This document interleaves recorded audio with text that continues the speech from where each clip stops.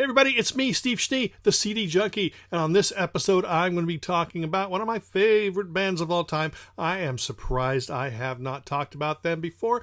I am referring to Squeeze. That's right, the great British band. I have loved this band forever. I usually like to start the videos out by telling you how I got into the band, and that's basically one of those late night video shows, pre-MTV. They usually play at 11 p.m., midnight, something like that. And I was watching it and I saw a video for Cool for Cats. And I thought, ooh, that's kind of catchy, but it seems more novelty. I still liked it. But then I saw the video for Up the Junction, and that sold me right then. And I became a lifelong fan. I've been a Squeeze fan for, 41 years now? But let's go back to their first 7-inch EP. And we'll go forward from there. The first 7-inch EP was called Packet of Three, came out in 1977. Produced by John Cale. It's more of a kind of a rock and roll pub sound. They really haven't become Squeeze in terms of sound. You had Glenn Tilbrook on vocals and guitar. You had Chris Difford on vocals and guitar. You had Jules Holland on keyboards, Gilson Lavis on drums, and you had Harry Cacali on bass. And it sounded like kind of almost subpar Status Quo. Now, I love Status Quo, but this was not this great, wonderful new wave power pop, British pop. It did not really foretell what the band was going to sound like. And you're probably going, but SCHNEE, why are you talking about it? It's a 7-inch EP. Well, guess what? All 3 tracks from that 7-inch EP ended up on this Squeeze Annie Get Your Gun Live EP. So Cat on the Wall, Night Ride, and Backtrack are the 3 songs from Packet of Three, and they came out on this CD single in 1990. So they are available on CD. It's here. Now, those tracks were produced by John Cale from Velvet Underground, who also produced the band's debut album. In America, they were known as UK Squeeze. Of course, not to get them confused with the American band Squeeze. Anyway, this came out in 1978. Again, it sort of went in that sort of rock and roll pub sound. It really wasn't this glorious pop that they were known for. Still got some cool tracks on it. This is the album, though, that has Take Me, I'm Yours on it, which is completely different than the rest of the album. The rest of the album, like I said, is more rock and roll. There's some great songs on here, like Model, and this version here is the bonus track edition, so it has 2 bonus tracks there at the bottom. That was Squeeze, 1978. Of course, the album I was talking about just a few moments ago, Cool for Cats, came out in 1979.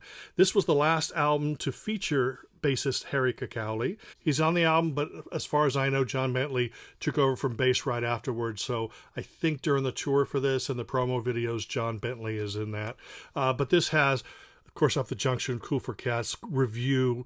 This is such a great album. Slightly Drunk, Goodbye Girl. Now there's a song in here I don't care for, and I think they still do it live, Slap and Tickle. Slap and Tickle sounds like it's just a cheap knockoff of Take Me, I'm Yours, and that's why, I just sort of tune it out. I'm sure one day I'll probably end up liking it. But 1979, Cool for Cats, what a great album. And as I showed you, this is the version with 2 bonus tracks, digital remaster. Check that out. 1980, they came out with the album that really sort of made them well known in America, and that is, of course, Argy Bargy. This is the deluxe edition. This is an absolutely stellar album. Of course, it has Pulling Muscles from the Shell, If I Didn't Love You, Another Nail for My Heart, Farfisa Beat. I mean, it's just jam-packed, full of great tracks. Cool for Cats may have been when they really found their pop voice. This is really when they turned up the pop, and this is just a near-perfect album. Now, this is the last album with Jules Holland, who left the band and formed Jules Holland and the Millionaires, but we're not going to talk about the solo releases. I'll just mention them, but we're just going to focus on Squeeze's studio albums. Up next came 1981, one of my favorite albums of all time, East Side Story. Jules Holland had been replaced by Paul Carrack, formerly of Ace. And this is jam-packed. It's produced by chiefly Elvis Costello, but Dave Edmunds does produce a track. And this has the song Tempted, which was their first big American hit. But it also has Woman's World and Piccadilly and Someone Else's Heart and In Quintessence. This is my favorite Squeeze album, one of my favorite albums of all time. This is chock-a-block full of great pop. They don't focus on one style. They just go, there's a country song on here. There's McCartney-esque pop. There's rockabilly. There's just tons of stuff on here. They just go off on a bunch of different tangents, and it is absolutely amazing. By this album, Glenn Tilbrook and Chris Difford were being compared to Lennon and McCartney, and I think that may have sort of damaged things. All of a sudden, all this pressure on them to come up with a follow-up album that's even better than that, and didn't do it with Sweets from a Stranger. Sweets from a Stranger is a great album. It does contain Black Coffee in Bed, which is great. I've Returned, which is great.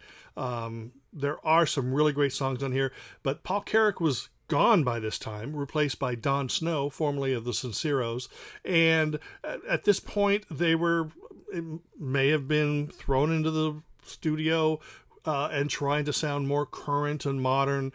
So there's like a lot more synthy type sounds on here. Now this is a version that came out that has a lot of bonus tracks down there, as you can see. This is a fine album, but it's just not up to par with the previous three, Cool for Cats, Argy Bargy, East Side Story. Still some great songs on here. This was actually the end of Squeeze for a while. They put out one more single called Annie Get Your Gun, which is just killer amazing. And then they came out with a compilation called Squeeze 45s and Under, and that's the one that most people seem to own. So if you ever ask someone, hey, you got any Squeeze? Oh, yeah. And then they pull out that album. I personally don't have it because all those songs are available on everything I'm talking about here. Now, Glenn Tilbrook and Chris Difford went off solo, so to speak, as Difford and Tilbrook. I don't really consider this a solo album. I know Glenn Tilbrook and Chris Difford and Harry Cacali and Jules Holland, they all had different solo releases. This is really more in line with Squeeze because it's the two members staying together, and it's more electronic. It sort of takes off from Sweets from a Stranger. I think it's a better album than Sweets from a Stranger. It's got Picking Up the Pieces, Love's Crashing Waves, Wagon Train. Great album here.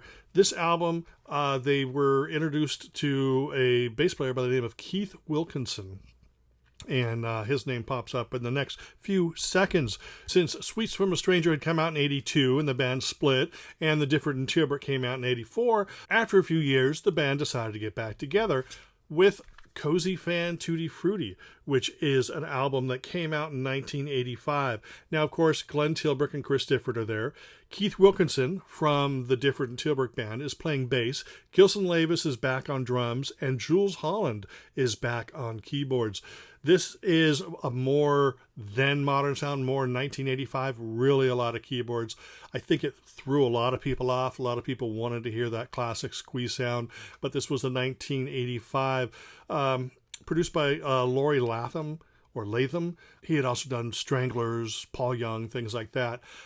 This album didn't have any real big hits, but, By Your Side's a great song, and Last Time Forever, and King George Street. This is a really, really good album. I actually do like it a little bit better than Sweets from a Stranger. Like I said, I don't like Sweets from a Stranger. It sounds like I'm bagging on it. It was just a big letdown after East Side Story. But that is Cozy Fan Tutti Frutti, came out in 1985. They followed that up 2 years later, 1987, with Babylon and On. This was a return to the sound that we all loved. This, of course, has Hourglass and Trust Me to Open My Mouth and Striking Matches, some great songs on it. This actually had the same lineup as the last album, but they added Andy Metcalf, who was a sixth member, just very briefly, and he was formerly of the Soft Boys and Robin Hitchcock and the Egyptians. But this was a big hit album for them, and it really seemed that they were going to step into the big time. 1989 comes around, and Andy Metcalf is gone, but the Frank album, I think this is probably the best album since East Side Story. It's not up to par with East Side Story, but it's better as a whole consistent album. Jules Holland is still there, but this was his last official studio album with Squeeze, and this is the expanded edition. This is yet another fine album, great collection of songs. The production was really low-key on this. but it's still, the songs just shone right through. It's really an album that a lot of people have overlooked, Frank, from 1989. The next year they released an album called Round and About. It was a live album, and I don't really talk about live albums, but that Annie Get Your Gun single that I showed you with the Packet of 3 EP, that single is taken from that live album. 1991, they come back as a quartet. So you got Difford, Tilbrook, Lavis, and Wilkinson. And this is their first album on Warner Brothers. All the other albums were on A&M. This, I think, is a fantastic album. Sunday Street and Satisfied. Some people may have thought it was overproduced, but they are wrong. Because when you go back and listen to it now, it's actually just... Tilbrook just writes these wonderful melodies, and his voice, he doesn't sing like a soul star. He doesn't have that Otis Redding or Wilson Pickett or anything like that, but he has a lot of soul in his voice. And albums like this, even though this is really sort of glossy L.A. Warner Brothers production for 1991, it's still just a fantastic album. This is one you're always going to find in the budget bins, which... I don't think you should find any Squeeze albums in the budget bins. I think you should all hold them close to your heart because every album is, well, I'll get to one that might not be, but I'll save that for a few minutes from now. We're going to talk about another great album, Some Fantastic Place. Now, Gislin Lavis was gone by this time, so Pete Thomas from Elvis Costello and the Attractions sat in on drums, and Paul Carrack returned. And this is stellar. This, I think, is a better album than Frank. Again, it's not East Side Story, but it's better than 99% of the stuff in your collection. I'll tell you that much. This is an absolutely stellar album. The title track alone, Some Fantastic Place. There's Third Rail. You're going to need to get this album filled to the brim with great, wonderful pop. 1995 comes Ridiculous. This was kind of their Britpop album. It's a wonderful album filled with great songs that everybody needs to own. You know, a lot of people maybe only have Squeeze 45s and under. You really need to get the whole catalog. Ridiculous is yet another great addition. Lots of great songs on here, including Electric Trains and Heaven Knows. Crash of the Day is a great song. Walk Away is a great song. And this is the expanded edition with bonus tracks. Absolutely stellar album. That's Ridiculous. 1995. The American album had a different cover. This is the one that I prefer. Then Squeeze fell apart again, lost their major label deal, so they struck it on their own, but with an entirely new band. This is an album called Domino, and of course, Difford and Tilbrook are still there. Chris Holland, Jules Holland's brother, plays keyboards on it. But I'll tell you, apart from a couple songs, this is right up there with the first self-titled album. I hate to say that. The song In the Morning is just as incredible as anything that they've done. And I've listened to this album many times. And, you know, one day, I know, because it's Squeeze, because it's Difford and Tilbrook writing, it's going to finally click with me. But it still hasn't after 25 years. But you know what? I still give it a chance. Now, I'm not saying don't get it, because it's still better than a lot of the stuff that was out there, but it's just not a great Squeeze album. If you do find Domino, go ahead and pick it up because it is Squeeze, but you'll find better albums in their catalog. And then they broke up again, and they did not get back together for 15 years. Then they put out an album called Spot the Difference, which is basically that new lineup, which included John Bentley, the bass player from Argy Bargy and East Side Story. He was back in the lineup. It also included Simon Hansen and Stephen Large from Glenn Tilbrook's solo band, The Fluffers. So the Squeeze lineup at that time was Difford, Tilbrook, Bentley, Hansen, and Large. And there were guest appearances from Paul Carrack on this, who redid his vocals for Tempted. And this was basically because Squeeze songs were being licensed for movies and commercials and things like that, and Squeeze weren't getting any money. It was going all to their label. So they went into the studio and meticulously re-recorded their tracks to sound like the originals, and they could use those for licensing in the future. At least I think that that's what was going on. And guess what? I can spot the difference. So that's why I don't have this CD. I put it there with a live album and stuff. I got to be honest, I'm not a sycophant. I love this band to death, but there are some things that I'm about.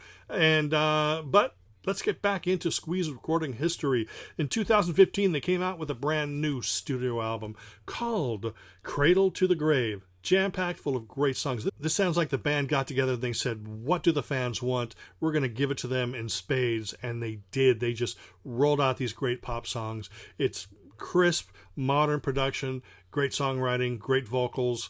The band here was still Tilbrook, Difford, Stephen Large, and Simon Hansen. John Bentley did play on half the album, but he left the band, and Lucy Shaw came in and played bass on the rest of the album. And this is a fine collection of songs. 2015. 2 years later, out comes the album The Knowledge.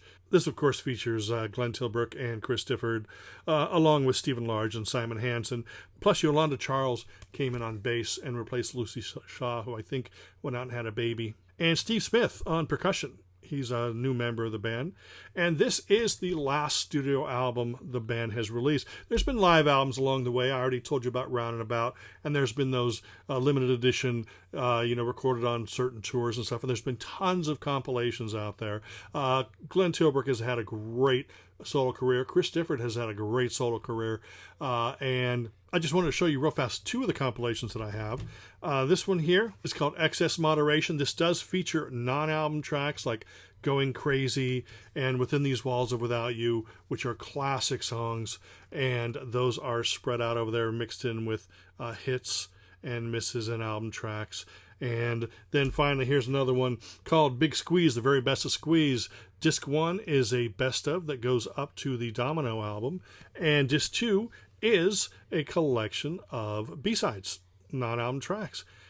Both of these collections are fantastic. This is a band that if all you have is Squeeze 45s and under, maybe stretch out and get a 2 CD compilation, or I would say just stock up on the catalog.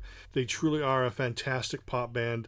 I think a lot of people are hesitant to listen to the later stuff because maybe they felt that they grew up after, Sweets from a Stranger or after Cozy Fan Tutti Frutti. But you know what? You're never too grown up to love a band like Squeeze, and they are timeless and they are wonderful, and you need to have them in your collection. I recommend you just, if you don't have anything by Squeeze or you only have one album, I recommend you to just start buying whatever you can because it's really going to be worth your while. One of the truly great British bands.